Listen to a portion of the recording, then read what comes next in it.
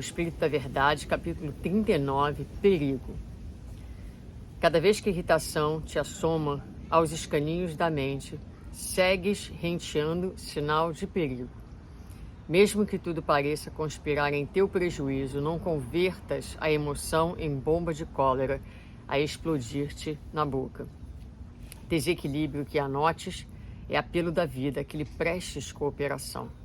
Então, como será que nós podemos cooperar a favor da vida quando percebemos esses sinais de perigo?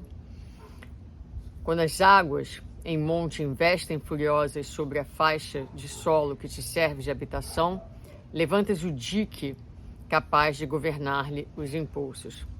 Diante do fogo que te ameaça, recorres de pronto aos extintores de incêndio.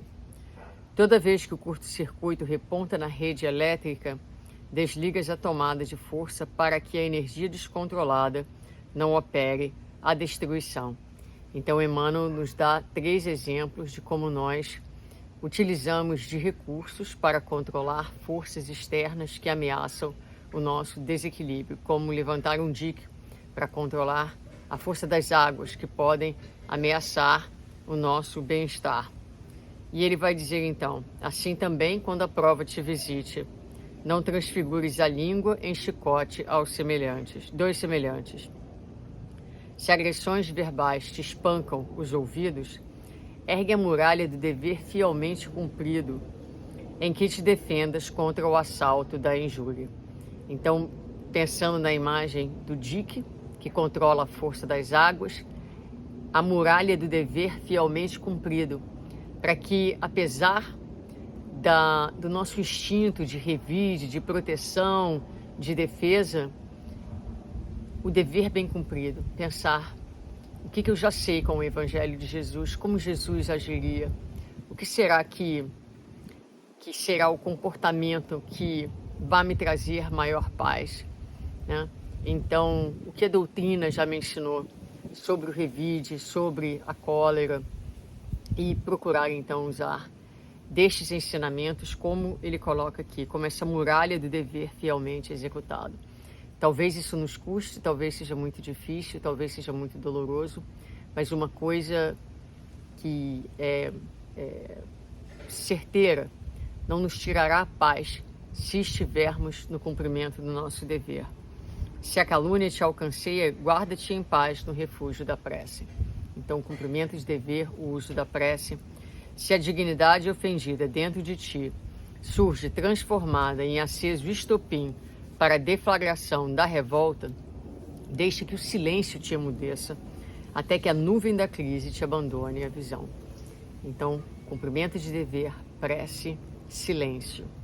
Sobretudo, à frente de qualquer companheiro encolorizado, não lhe agraves a distonia. Como é que a gente agrava? Entrando na faixa vibratória, descendo o nosso padrão, sintonizando com aquela pessoa que está num processo de desequilíbrio e permitindo que ela também nos desequilibre.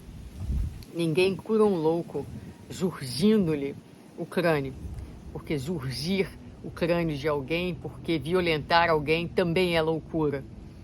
Se alguém te lança em rosto o golpe da intemperança de espírito ou se te arroja a pedrada do insulto, desculpa irrestritamente. E se volta a ferir-te, é indispensável te reconheças na presença de um doente em estado grave, a pedir-te o amparo do entendimento e o socorro da compaixão.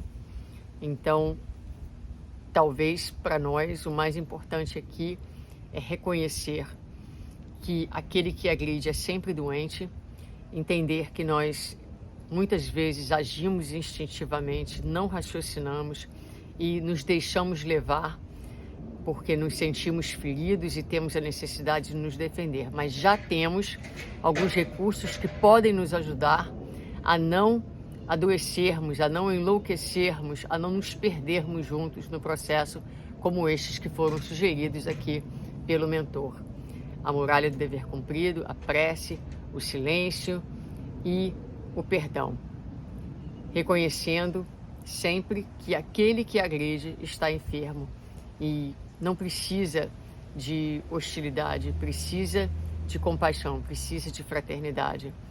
Muitas vezes nós poderemos acompanhar a pessoa de perto, muitas vezes precisamos também nos afastar um pouquinho, mas sempre vibrando pelo bem da criatura, sempre desejando a ela paz, desejando a ela felicidade, para que ela, num estado, numa condição melhor, possa também vir a ser uma pessoa que já não agrida.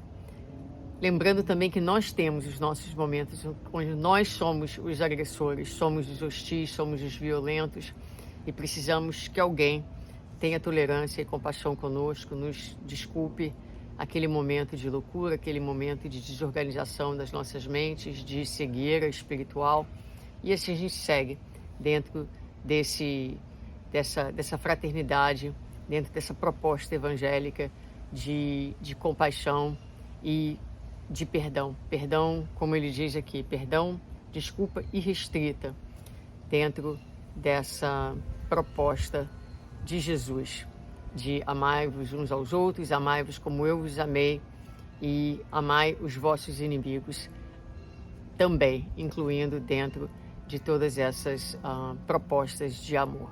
Que Deus nos abençoe, nos inspire e nos dê força para sermos cada vez mais capazes de manifestar esses níveis de amor.